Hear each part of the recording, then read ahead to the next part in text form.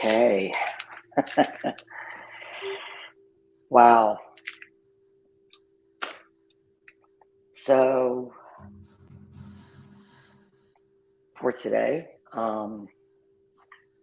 this is my 30-minute drawing, and I decided to do an automatic drawing for a few reasons.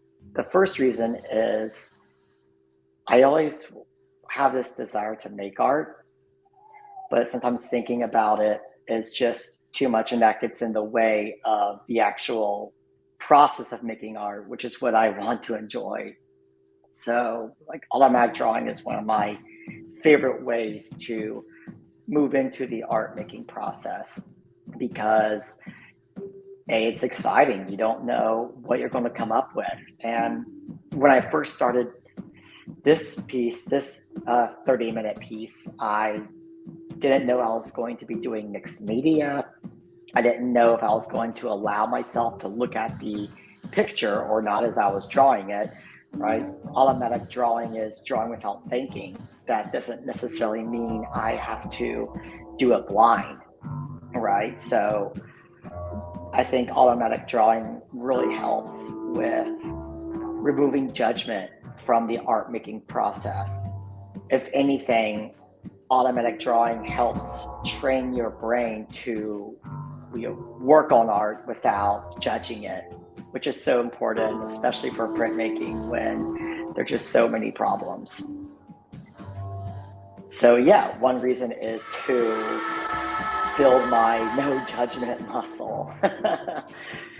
uh, and two, like I said before, it's really exciting to just start working on a piece of art and not knowing what's going to happen at the end, where it's going to go. I didn't think I was going to use watercolor, and here I am busting out the watercolors halfway through as I look down at my drawing and I ask myself, where do I want to go next? And yeah, okay, that is thinking, right? But I think with automatic drawing, you can bend the rules just a little bit and insert a moment where you can take a break. So if you're drawing for 15 minutes, it's okay to stop and look at your work without thinking about it, without judging it. You can take a moment to think about it and ask yourself a question, a further prompt. Where do I want the work to go from here? And I really loved the graphite drawing, but I wanted to give it a little bit more depth and color, so I decided to pull out some watercolors and stick with some earth tones. Really, there's no way this drawing can go. I mean, there's no proper way to orient this drawing, is what I'm trying to say. This is more fascinating because this shape is pointing down, and then this cloudy shape line leads our eye back around. So I do think the piece works a little bit better this way. This is, of course, the first time I'm looking at this drawing anyway than the way I originally drew it. I can move it around and see which composition, which orientation works best for viewing it, for the viewing experience. Now I'm starting to think about it without judging after the drawing is complete. I think when you're doing automatic drawing, it also helps to record yourself in the process, like I did. And this is something I didn't even think about till right now, looking back on it later. Underneath this watercolor is a graphite drawing. And I'm excited to go back and see what that looks like. And I can do that through video. When you're automatic drawing, you can record yourself in and watch the path your drawing takes. And one thing that I'm really curious to go back and look at is how the music I'm listening to affects the drawing process. I love putting on ambient music. This is free public domain music from the Open Music Archive that I just put on. And especially as I'm drawing and closing my eyes, the music helps facilitate the drawing motion. I can kind of link the rhythm and beats to the music with my hand, bypassing my brain, helping with the non-thinking part. And I can kind of use the music to help direct the marks on the paper. I don't know if this drawing is complete.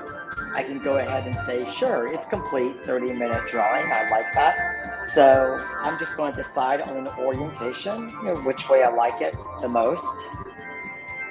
I think it's pretty good this way. I like it horizontally with this arrow pointing down. This I think is my least favorite way of looking at it because just the eye doesn't flow quite as nice as it does in a different position. And while I do like it in this other landscape position, well, actually I do. I love how this line kind of guides my eye up into the center and then down and around. This is almost like a storm cloud. But I think I'm going to go this way because I really love this path and how this line here is kind of like a speed bump, and it moves my eye along up into this curl and then back down into this triangle. That's almost like pointing, right?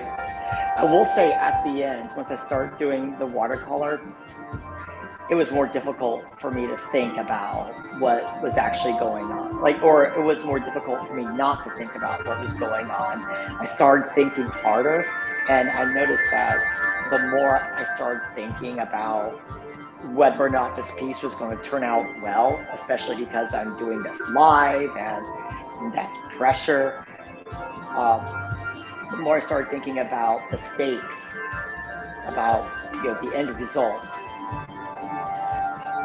that is when it became more difficult, and I started to question my decision making. The important thing about automatic drawing is, of course, that rule of not thinking, because once you think, you start attaching stakes to your work. Okay. I think my baby is starting to wake up. Oh, no. Oh, yep, there's a kick there. So I'm going to go see Baby Chan, and this is my video log for today, my 30-minute drawing session.